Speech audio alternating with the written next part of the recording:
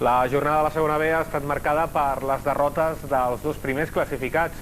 Tant el Sant Andreu com el Barça Atlètic han perdut els seus compromisos. El Sant Andreu va cedir a Mallorca la tercera derrota de la temporada, tot i avançar-se amb un 0-2, amb un gol de Rueda que la càmera de la televisió balear no va captar i aquest de Lusso. Els mallorquinistes van avisar que no es retirien quan Tomàs Pina va escurçar distàncies abans del descans, però tot i així, l'equip de Nacho González es va desballestar en la segona meitat. Michael Pereira va igualar el partit quan només s'havia jugat un quart d'hora de la represa i en un final ple de nervis, Nacho Díaz Casanova va establir el 3-2 definitiu en el minut 86. Amb tot, la distància del Sant Andreu respecte al segon classificat continua sent d'11 punts, perquè el Barça Atlètic va encaixar una sorprenent derrota a casa contra l'Sporting Maonès.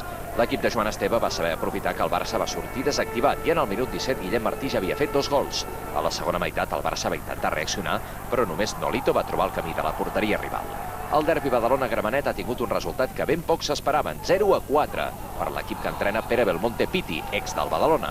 A la mitja part, els colomencs ja guanyaven per 0-2, amb gols d'Aaron i Héctor Zaragoza. A més, l'expulsió en vermella directa de Jordi Ferrón en el minut 44 ha beneficiat els visitants en el segon temps.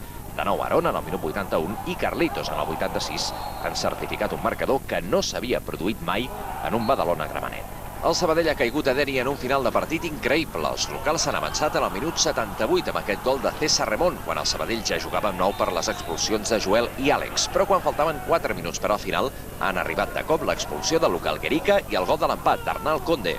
Amb tot, el Deni ha acabat deixant els punts a casa amb aquest gol de Jordi Vinuesa en el temps afegit. Pas enrere del Lleida a la lluita per la permanència, ha caigut davant de l'Ontinyent per 0-1 per culpa d'aquest gol de Raúl Muñoz. El Lleida és 16è, empatat a punts amb l'Espanyol B, que ha arrencat un empat sense gols del sempre difícil camp de l'Oriola. El Gavà continua caminant cap a la tercera divisió després de cedir una altra derrota a casa, en aquest cas contra el Logroñés. Diego Cervero ha fet el 0-1 en el minut 10 i no podia faltar el gol de l'ex. L'ha marcat Ramon Borrell en el minut 87, tot just el seu segon de la temporada. I el mateix camí va seguint el Terrassa, que tan sols ha pogut empatar una casa contra el Vila Joiosa. S'han avançat els visitants amb un gol de Fabiani en el minut 4, però tot i l'expulsió de Boniquet, el Terrassa ha acabat igualant amb aquest gol de David López.